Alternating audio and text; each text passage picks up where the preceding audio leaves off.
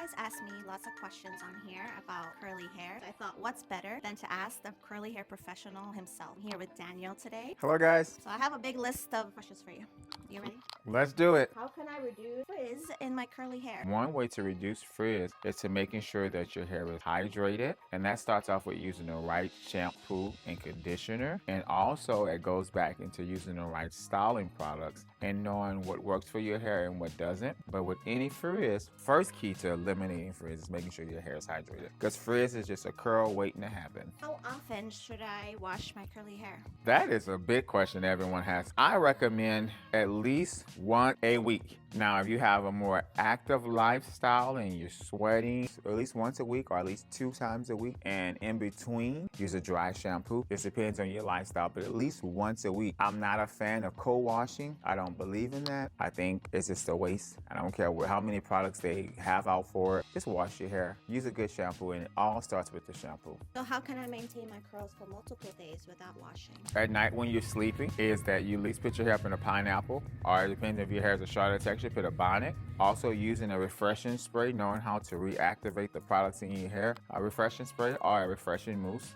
That's one way to have your curls last longer. What are the common mistakes people make with curly hair? Overthinking it. Another common mistake is you comparing your hair to that person you see on Instagram, YouTube. Those people are there to give you inspirations and to give you tips to try along the way. But just because it works for their hair doesn't mean it's gonna work for yours. So the common mistake I think everybody do is overthinking it and comparing your hair to the next person's hair. It's your journey, but learn it. Those tips are good for you to have insight, but don't compare your journey to the next one. Another common mistake is that, oh, I don't wash my hair once a month. That is disgusting. The products can leave build-up and clarify your hair at least once a month. And 9 times out of 10, when you starting off in curly hair, you wanna try everything. Slow down. You're a curly girl, curly guy, you're gonna play with products. It's natural. Everyone does. But take your time. Don't end up with a sink full of products you're not gonna use, because it happens to everybody. That's another mistake. Buy a few products at a time, find out what works for your hair, and master it, then play with products, because we all do. It all starts with a clean scalp. Yes, healthy hair starts with a clean scalp. How do I choose the right products for my curl type?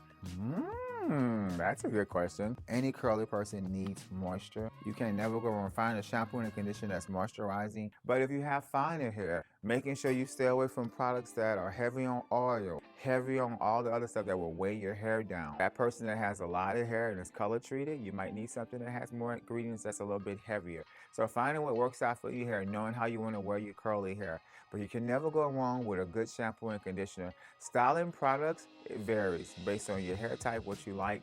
And as you go along your journey, your style and taste will change for your styling products. In the beginning, you might want something to lock your curls in, or you might have that person where you don't want your hair to feel hard, you want something soft and touchable, so finding a heavy cream.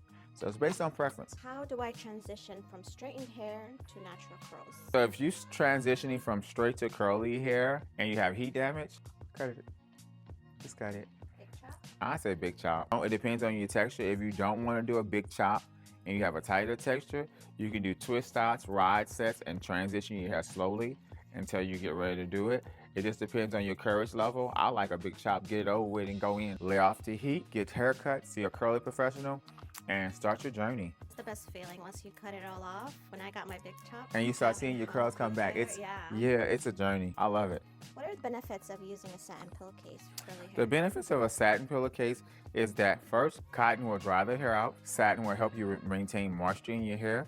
And every curly girl needs, and every curly guy needs moisture. So if it's gonna help you maintain moisture and doesn't dry the hair out, that's the benefits.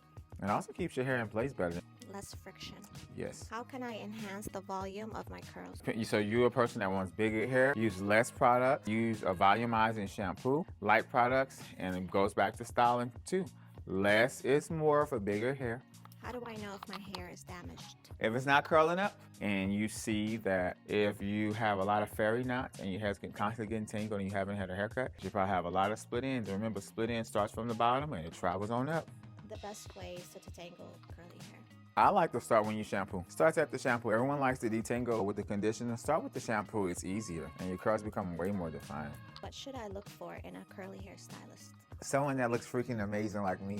No, versatility. Look at their body of work, because Instagram shows everything. You should see diversity. So if you're watching this and hearing us and you're a specialist and you have all one hair type, I think you should diversify. And if you only know one curl type, you should seek more knowledge and learn. Specialists can do all curls, not just one curl. How can I embrace my natural curls and boost my confidence? It all starts with your perspective and knowing that, first of all, you have curly hair. You were born unique and you were born to stand out. And to boost your confidence, you have to be comfortable in embracing what's your God-given natural hair and knowing that you're unique and you're beautiful. And don't compare your journey. You rock. People pay to get curly hair. They buy it. They get perms, but you have it naturally. Embrace it. Don't keep fighting it. Embrace it, learn it, and master it. And that's the key to having confidence, knowing your hair and also knowing you. And knowing that you have curly hair is great, and also know that there's versatility in your curly hair.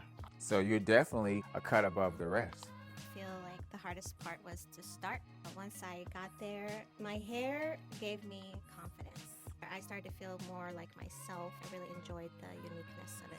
And then the great thing is that you go through journey. You see the curl change. You see your hair gets more hydrated. When you first start off using one product, you don't use it the same. Your hair changes. You understand your hair. I believe embracing your hair is like starting a new relationship. And you're building. It's all through communication. It's all through listening to your hair, paying attention, and knowing what works. So embracing your curly hair is like a new relationship. It can be scary, but it's also rewarding. I wouldn't have to worry about it raining outside anymore. That's it. Or the humidity. All the humidity. Just embrace the frizz. Embrace the frizz and go with it.